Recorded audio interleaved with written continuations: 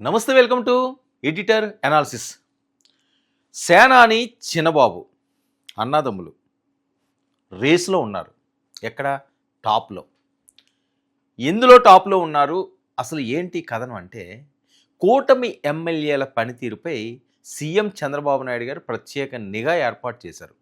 వచ్చే ఎన్నికల్లో గెలిపే లక్ష్యంగా పనిచేయాలని దిశానిర్దేశం చేస్తూనే ప్రతి ఎమ్మెల్యే పనితీరును సమీక్షించి గ్రేడ్లు కేటాయించిన ఆంధ్రప్రదేశ్ ముఖ్యమంత్రి చంద్రబాబు నాయుడు గారు. మరి ఆ నివేదికలను సీల్డ్ కవర్లో ఎమ్మెల్యేలకు అందజేస్తున్న వైనం. ఎవరెన్ని మార్కులు వచ్చాయన్న విషయం బయటకు రాకుండా గోప్యతగా ఉంటున్నప్పటికీ కూడా కొన్ని లీకులు ఉంటాయి. పనిచేసిన దాన్ని బట్టి మన కళ్ళ ముందు తెలిసిపోతుంటుంది ఎవరు పనిచేసే వాళ్ళు, ఎవరు పనిచేయని వాళ్ళు అని. ఏదైనా ఒక ఆఫీస్లో ఉన్నాం అనుకోండి, ఎవడు కరెక్ట్గా వర్క్ చేస్తాడు, ఎవరు కరెక్ట్గా వర్క్ చేయట్లేదు అన్నది అదో పెద్ద ర్యాకెట్ సైన్స్ ఏం కాదు. చాలా కష్టపడిపోండి, ఒక 2-3 రోజులు గమనిస్తే అర్థమైపోద్ది. సో ఇది కూడా అంతే. ప్రతిరోజు ఆ నియోజకవర్గాల్లో కార్యక్రమాలు ఏం జరుగుతున్నాయి, ఏం జరగట్లేదని తెలిస్తే ఈజీగా రిజల్ట్ వచ్చేస్తుంది.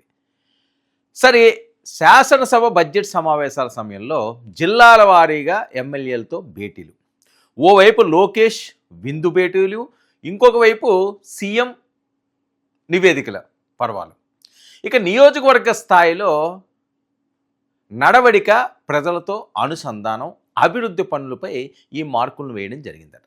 మరి పవన్ కళ్యాణ్, లోకేష్లకు ఇందులో సంబంధించి 10కి 10 మార్కులు వచ్చినాయి. ఇది బయటకు వచ్చిన లీక్. ఇప్పుడు కొందరికి 2-3 మార్కులట, ఇంకొందరికి 0 మార్కులట.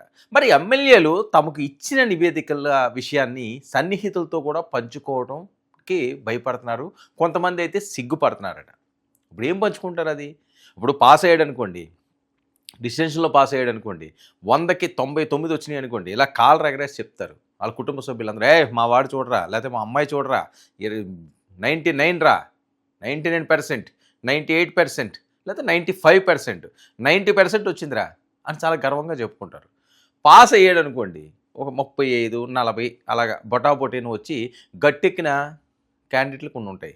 వాళ్ళ గురించి ఏం చెప్పుకుంటారు? మీ వాడిది ఏమైందని, అయిపోయిందమ్మా పాస్ అయిపోయాడు అని నీరసంగా చెప్తారు. అమ్మ ఏమైంది మీ వాడిదంటే, ఆ ర్యాంక్ కొట్టినోడిది మావాడా ఏంటనుకుంటున్నాడు, అసలు సాధించాడు చూడు 99%, చాలా హ్యాపీగా ఉందమ్మా, ఆడ కష్టానికి ఫలితం దక్కిందమ్మా, ఇలా మాట్లాడుకుంటుంటాం. ఇప్పుడు ఒకవేళ పాస్ అవ్వలేదు, ఫెయిల్ అయిపోయాడు అనుకోండి, ఇంకా వాళ్ళు ఏం చెప్పుకుంటారు? మీ ఓడి ఎగ్జామ్ ఏమైందంటే కొంతమంది ఇంకా మరీ దగ్గర వాళ్ళు అయితే, ఏం చేస్తామే మన కర్మ, ఆడికి ఎంత చెప్పినా వినలేదు, చదువుకోలేదు, ఇప్పుడు ఏమైంది పాస్ అయింది, ఇంక మళ్ళీ రాయించాలి, ఏం చెప్తాం, మనం ఎంత కష్టపడినా ఎంత ఖర్చు పెట్టుకున్నా ఫలితం ఉండట్లేదు అని చెప్పి చాలా నిరాశ నిస్పృహలతోటి మాట్లాడే పరిస్థితి. ఇదే తంతు ఇప్పుడు ఎమ్మెల్యేలకు కూడా ఉందని. బాగా మంచి మార్కులు వచ్చిన వాళ్ళు మీసం మెలేస్తున్నారు. మిగతా వాళ్ళందరూ కూడా పక్క వాళ్ళకు కూడా వీళ్ళకి వచ్చిన ఆ సీల్డ్ కవర్లో వీళ్ళ రిజల్ట్ ఉంటుంది కదా, ఆ రిజల్ట్ గురించి మాత్రం బయటికి చెప్పట్లేదు. మరి తాము ఎక్కడ బలహీనంగా ఉన్నామో, ఎక్కడ మెరుగుపరుచుకోవాలో సీఎం పిలిచి ఆయనకు సూచనలు ఇచ్చాడు. ఎందుకంటే సుదీర్ఘమైన రాజకీయ చరిత్ర కలిగిన వ్యక్తి నారా చంద్రబాబు నాయుడు గారు. సరే, రాజకీయ పరంగా ఆయన మంచి చేశాడా చెడ్డ చేశాడా అన్నీ తర్వాత అంశం. ఇందులో మంచి చెడ్డ అవసరం లేదు. అపారమైన అనుభవం ఉంది. ఆయన డక్కా ముక్కలు తినొచ్చాడు. రికార్డు స్థాయిలో ముఖ్యమంత్రి చేసిన వ్యక్తి తెలుగు రాష్ట్రాలకి. సో ఇలాంటి వ్యక్తి ఎక్కడ లోపాలు ఉన్నాయో, ఎక్కడ ఇబ్బందులు ఉన్నాయో ఆయన చూడని కష్టం లేదండి, ఆయన అనుభవించిన సుఖం లేదండి. అలా ఉంటుంది. ఇన్ని సంవత్సరాలు సుదీర్ఘంగా ఆయన చేశాడు కాబట్టి ఆయనకి ఈజీగా తెలిసిపోతుంది నియోజకవర్గాల్లో ఏం చేయాలి, ఏం చేస్తే ప్రజలకి దగ్గర అవుతాము, ఏ రకంగా తమ పరపతి పెంచుకుంటూ వెళ్ళాలి, ఏ రకంగా ప్రజలకి దగ్గర అవుతుండాలి, ఎలా మమేకం అవుతుండాలి, ఓట్ బ్యాంక్ని ఎలా రప్పించుకోవాలి. సరే, సక్సెస్ ఫెయిల్యూర్ అన్నది ఎన్నికల సమయంలో తెలుస్తుంది. కానీ ముందైతే మనం గ్రౌండ్ ప్రిపేర్ చేసుకోవాలి కదా. ఎప్పుడో మ్యాచ్ ఆడతామని చెప్పి ఈ రోజు నుంచి మనం మూటాముళ్ళు సర్దు కూర్చున్నాం అనుకోండి, అప్పటికప్పుడు వాళ్ళేం ఫిట్నెస్ సరిపోదు. అందుకని ప్రాక్టీస్ చేస్తూనే ఉండాలి. మ్యాచ్ వచ్చినప్పుడు దానికి పనికి వస్తుంది. ఎలక్షన్ రిజల్ట్ కూడా అంతే. నియోజకవర్గాల్లో ఉన్న వాళ్ళు కంటిన్యూగా ప్రజలతో మమేకం అయితే ఉండాలి. మేము ఉన్నామన్న భరోసా అయితే వాళ్ళకి ఇస్తుండాలి. అది లేకుండా ఏదో ఆ రోజు వస్తుంది ఎలక్షన్ టైంకి వెళ్తాం అనుకుంటే ఎవరో ఒకరో ఇద్దరో సక్సెస్ అవుతారు తప్పించి అందరూ సక్సెస్ అవ్వరు. అదే పరిస్థితి ఈరోజు ఎమ్మెల్యేలకు కూడా ఉంది. కాబట్టి తమపై ఇంత స్థాయిలో పర్యవేక్షణ ఉందా అని ఆశ్చర్యపోతున్న కొందరు ఎమ్మెల్యేలట. ఆయన పర్యవేక్షణ ఉండదా? ఆవలిస్తే పేగులు లెక్కటేసి రకం ఆయన చంద్రబాబు నాయుడు గారు.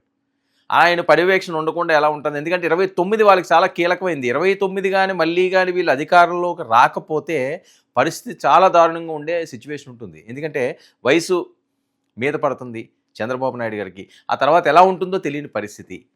సో పార్టీని బలోపేతం చేయాలి 29లో ఉంటే అది నిలదొక్కోవడం వేరు. 29లో మళ్ళీ ఈయనే కష్టపడాలి, లేకపోతే ఈయనే తిరగాలి జనాల్లో అంటే చాలా ఇబ్బందికర పరిస్థితులు ఉంటుంది. కాబట్టి 29 చాలా కీలకం కూటమికి, ముఖ్యంగా తెలుగుదేశం పార్టీకి. ఇక పవన్ లోకేష్లతో పాటు నిమ్మల రామానాయుడు, గొట్టిపాటి రవికి మంచి మార్కులు వచ్చాయటండి.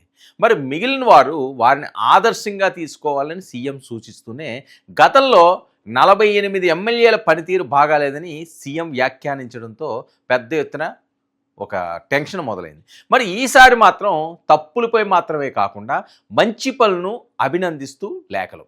మరి ఎమ్మెల్యేల్లో కొందరు తాము బాగా పనిచేస్తున్నా అధినేతను మెప్పించలేకపోతున్నామని చెప్పి నిరాశపడుతున్నారట. మరి మొత్తానికి సీల్డ్ కవర్ల విధానం పార్టీలో హాట్ టాపిక్గా మారింది. హాట్ టాపిక్గా మారింది అంటే సీల్డ్ కవర్లు దేనికి ఇస్తారండి? ఆయనకి అంత అవసరం ఏముంది? మీరు మీ నియోజకవర్గంలో మీకు పార్టీ టికెట్ వచ్చిన తర్వాత అది మీకు అదృష్టంగా భావించుకోవాలి. ప్రజలు మిమ్మల్ని గెలిపించిన తర్వాత ఒక వరంలా తీసుకోవాలి. దాన్ని తీసుకుని మీరు కష్టపడాలి, మీరు జనాల్లోకి వెళ్ళాలి, మీరు ఆ నియోజకవర్గం మీద పూర్తిగా పట్టు సాధించాలి. ఒరేయ్ ఈయనుంటే చాలరా మనకి మంచి చేస్తాడరా అనే పేరు సంపాదించుకుంటే అది మీకే ప్లస్. మీరు కాకపోతే మీ ప్లేస్లో ఇంకోటి వస్తాడు. ఎమ్మెల్యేలు ఆలోచించాల్సింది అది. మీరు కాకపోతే మీ ప్లేస్లో ఇంకోటి వస్తారు. పారాచూట్ బ్యాచ్ ఎవరో ఒకటి దిగుతారు. టికెట్లకి ఏం కొరవ ఉండదు కదా, మనుషులకి కొదవలేదు. తెలుగుదేశం పార్టీలో అస్సలు కొదవలేదు దానికి. సో అలాంటి టైంలో మీకు ఇచ్చిన అవకాశాన్ని మీరు సద్వినియోగపరుచుకుంటే సేఫ్. ఇప్పట్లాగా కూటమికి 164 సీట్లు 175కి వచ్చేస్తాయి అనుకోవడం మాత్రం చాలా చాలా చాలా చాలా చాలా అత్యాశే అవుతుంది.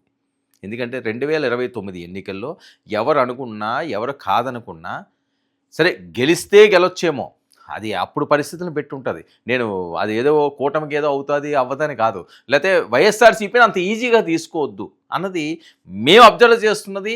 విశ్లేషకులు చాలామంది మాట్లాడుతున్నది అది. 164 మళ్ళీ అదొక చరిత్ర అన్నది ఒక్కసారినండి, ఒక హిస్టరీ అన్నది ఒకసారి క్రియేట్ అవుతుంది. 10 సార్లు హిస్టరీలు క్రియేట్ అవ్వడాలు చాలా అరుదుగా జరుగుతున్న అంశాలు అవి.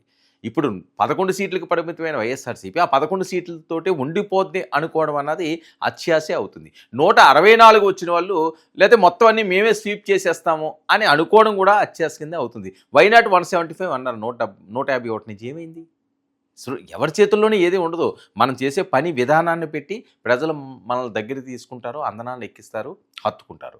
సో ఆ విధంగా మనం ముందుకు సాగాల్సిన అవసరం ఉంది. దాని గురించే 3 సంవత్సరాలు ముందుగానే మిమ్మల్ని చంద్రబాబు నాయుడు గారు ఎలక్ట్ చేస్తున్నారు.